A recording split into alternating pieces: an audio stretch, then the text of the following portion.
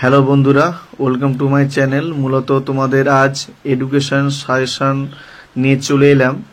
তোমরা জানোই তোমাদের সামনে একটা পিকচার দিয়ে রেখেছি এমসিকিউ এসিকিউ কত মার্কে এডুকেশনে এইচএসসি আসে।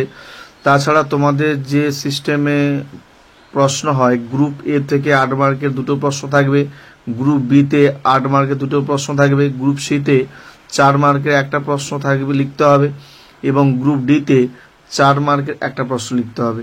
এইভাবে তোমাদের নাম্বার প্যাটার্ন সিস্টেম দেওয়া থাকে।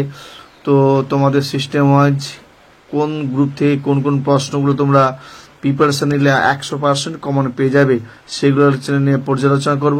চলো শুরু করছি। ভিডিওটি শুরু করার পূর্বে বলি, যদি ভালো লাগে থাকে অবশ্যই লাইক কমেন্ট শেয়ার করতে ভুলবে না। চলো শুরু দেখা যাক। প্রথম অধ্যায় থেকে করবে, শিখন থেকে করবে ক্ষমতা কাকে বলে, থার্স্টনের বহু উপাদান তত্ত্ব চিত্র সহ ব্যাখ্যা করো, প্রেষণা কাকে বলে, শিক্ষাক্ষেত্রে প্রেষণার ভূমিকা লেখো, বুদ্ধির সংজ্ঞা দাও, সাধারণ মানসিক ক্ষমতা ও বিশেষ মানসিক ক্ষমতার মধ্যে পার্থক্য লেখো, পরিণমন কাকে বলে, শিক্ষাক্ষেত্রে পরিণমনের ভূমিকা লেখো। তোমরা দেখতেই পাচ্ছ কোন প্রশ্নে কতগুলো স্টার দেওয়া আছে, সেইভাবে তোমরা প্রিপারেশন নেবে। চলো নেক্সট অধ্যায় থেকে তোমরা যে প্রশ্ন করবে।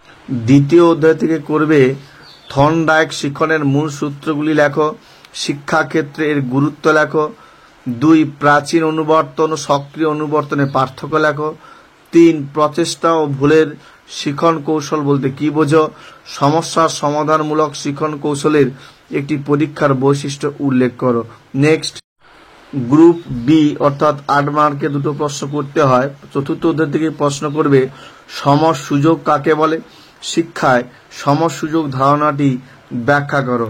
নেক্সট পঞ্চম অধ্যায় থেকে করবে বিশ্ববিদ্যালয় শিক্ষা কমিশনের গ্রামীণ বিশ্ববিদ্যালয় সংক্রান্ত সুপারিশগুলি আলোচনা করো, বিশ্ববিদ্যালয় শিক্ষা কমিশনের সুপারিশগুলি আলোচনা করো, উচ্চশিক্ষা প্রসারে রাধাকৃষ্ণন কমিশনের সুপারিশগুলি আলোচনা করো।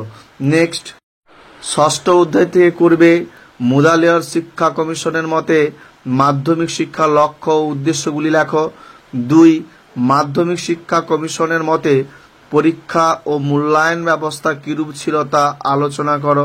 নেক্সট সপ্তম অধ্যায় থেকে করবে কোঠারি কমিশনের সুপারিশ অনুযায়ী মাধ্যমিক শিক্ষার উদ্দেশ্য লক্ষ্যগুলি আলোচনা করো, 2 বৃত্তিমূলক শিক্ষার উপযোগিতা বর্ণনা করো, ভারতে কারিগরি শিক্ষার সমস্যাগুলি লেখো।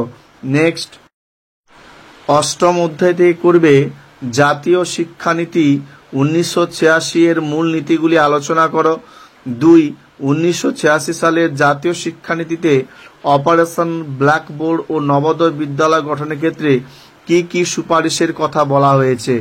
নেক্সট গ্রুপ সি অর্থাৎ নবম ও দশম অধ্যায় থেকে যে কোনো একটি অধ্যায় পড়লেই হবে, তোমাদের 4 মার্কের একটি প্রশ্ন পড়বে। নবম অধ্যায় থেকে পড়বে ব্রেইল পদ্ধতি সম্পর্কে সংক্ষেপে লেখো, দৈহিক প্রতিবন্ধী শিশুদের শিক্ষার সমস্যাগুলি আলোচনা করো, দৃষ্টিহীন শিশুদের শিক্ষার প্রধান উদ্দেশ্যগুলি লেখো।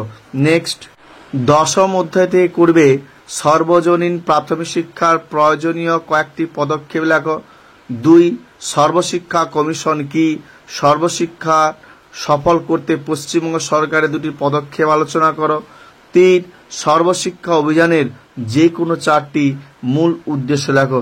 তোমরা এই প্রশ্নগুলা ভালোভাবে প্র্যাকটিস করে যাও। একাদশ অধ্যায় থেকে যে প্রশ্নগুলো করলে তোমরা 4 মার্কে একটা প্রশ্ন পেয়ে যাবে। জ্ঞান অর্জনের জন্য শিক্ষা উদ্দেশ্য পূরণে বিদ্যালয়ের ভূমিকা সংক্ষেপে লেখো, মানুষ হয়ে ওঠার শিক্ষার উদ্দেশ্যগুলি পূরণে বিদ্যালয়ের ভূমিকা আলোচনা করো, 3 জানার জন্য শিক্ষা বক্তব্যটি অর্থ নিজের ভাষায় লেখো, 4 একত্রে বসবাসের জন্য শিক্ষা বক্তব্যটির অর্থ নিজের ভাষায় লেখো। নেক্সট দ্বাদশ অধ্যায় থেকে করবে শিক্ষাক্ষেত্রে প্রযুক্তির ব্যবহার লেখো, শিক্ষায় ইন্টারনেটের ভূমিকা লেখো, 3 শিক্ষা প্রযুক্তিবিদ্যা কাকে বলে, শিক্ষা প্রযুক্তিবিদ্যার সুবিধা সংক্ষেপে লেখো। এই প্রশ্নগুলো প্রিপারেশন নিলে তোমরা অবশ্যই 100% কমন পেয়ে যাবে। দ্বিধা না করে তোমরা আজ থেকে প্রিপারেশন নিয়ে নাও, এবং যদি ভিডিওটি ভালো লেগে থাকলে অবশ্যই লাইক কমেন্ট শেয়ার করতে ভুলবে না, এবং অন্যান্য সাবজেক্টের সাজেশন পেতে গেলে অবশ্যই চ্যানেলটিকে ফলো করে যাও। ধন্যবাদ।